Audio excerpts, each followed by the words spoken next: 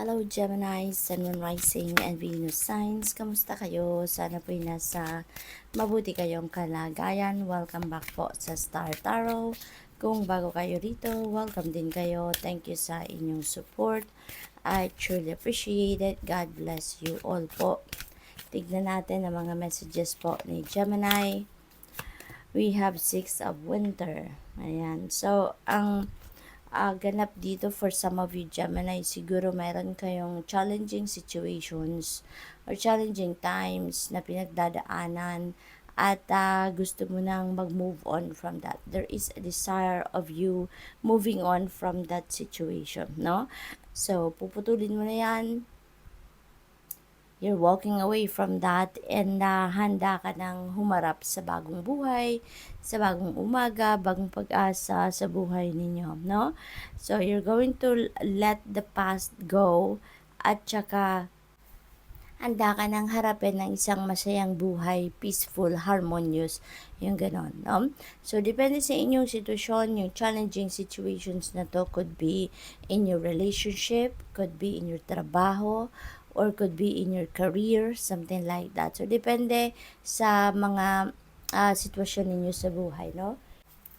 Dahil iba-iba tayo, 'di ba, ng pinagdadaanan. But definitely, you are moving forward with your life. Maari din ang iba sa inyo dito, this will require you to travel. Maaring you're really going to physically remove yourself from this situation. Kaya maaring magro-relocate ang iba sa inyo dito, no? What else? We have 4 of Winter. Napagod na kayo sa sitwasyon na yan. You are physically, emotionally, and mentally exhausted. Siguro, sa sitwasyon na to, na-stress kayo ng sobra dyan. Kaya parang kailangan naman ninyo na mag-recharge kayo. Kailangan ninyo na mag-unload ng stress, mag-unload ng pagod, no? Yung ganon. Kaya, this will, help you if you're going to relax, if you're going to do some kind of meditation, mag-retreat naman kayo, spend time alone para nang sa gayon makapag-unload kayo ng negativity, no, sa inyong energy field, sa inyong isip, sa inyong damdamin. Possible din na kailangan din ninyo dito na makapag-focus muna sa inyong sarili, kasi nang sa gayon para makapag-isip-isip kayo, makapag-reflect kayo, no?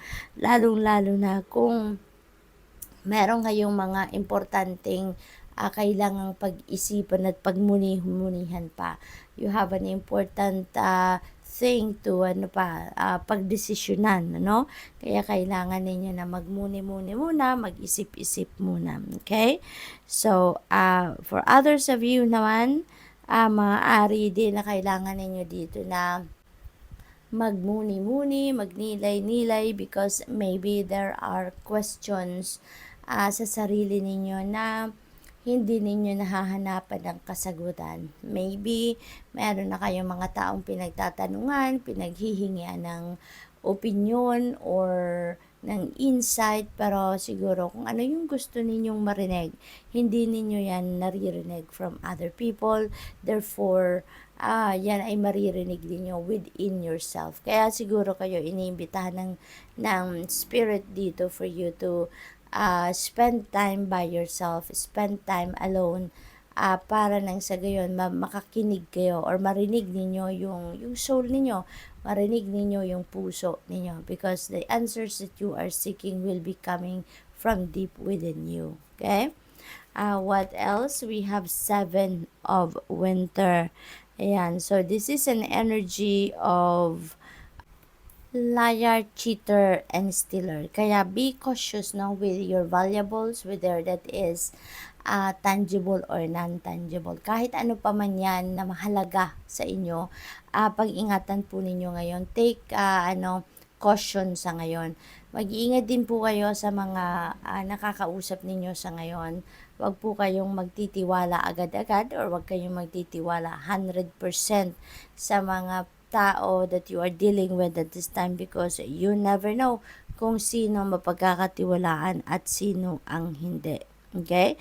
So, possible din na mayroon dito mga tao sa paligid ninyo na, alam mo yun, nagta-timing lang, no? Na kung kailan sila makapambudol sa'yo. Kaya, mag-iingat po kayo. What else? We have two of winter. Maaari talaga na may pinagdidesisyonan kayo dito na nalilito kayo, you can't make up your mind, no? Maaaring gano'n ang sitwasyon dyan for some of you. At maybe kailangan ninyo na pag-isipan mabuti, no? For a winter, you really need to think about it. Kasi maaaring sobra kayong nag-worry, sobra kayong nagpo-procrastinate or nag-hesitate about something, kaya mas lalo kayong nalilito, mas lalo kayong naku-confuse sa mga bagay-bagay. Alright? Kasi maaaring naaapektuhan kayo ng thought na pag ganito ang, kunyari ganito ang magiging desisyon ninyo, parang iniisip siguro ninyo na ano kaya masasabi nila, ano kaya masasabi ng kung sino man, na iniisip ninyo doon sa magiging desisyon ninyo. Kaya mas lalo kayo sigurong nalilito. Mas lalo kayong hindi ninyo maisip kung ano na yung tama ninyong gawin because you are thinking of what other people will say or what other people will think. No? Kaya parang nabablock yung isip ninyo. We have unity. Sabi dito, embrace time of deep spiritual growth. You may feel called as a mentor, as just find a new teacher, special time with others who are also on a sacred path. So probably ang iba sa inyo dahil nga sa kalituhan, dahil nga sa confusion na nararamdaman ninyo sa ngayon, maaring yan ay gusto ninyong maghanap ngayon ng makakausap, gusto ninyong maghanap ng makakapag-advise sa inyo, gusto niyo nang maghanap ng makaka-guide sa inyo sa ngayon, no? What else? We have 8 of autumn. Ang focus ng iba sa inyo siguro ngayon din is yung pag-aaral ninyo, no? Maaaring gusto ninyong maaaring may gusto kanyong i-research, no? Maaari din na gusto ninyong bumalik sa school para mag-aral. Maybe you are preparing for a new career path, no? Or a new endeavor. Kaya gusto ninyo na yung parang ma-equip muna kayo before you jump into a new path, no? Lalo-lalo na kung kayo may plano mag-change ng karera.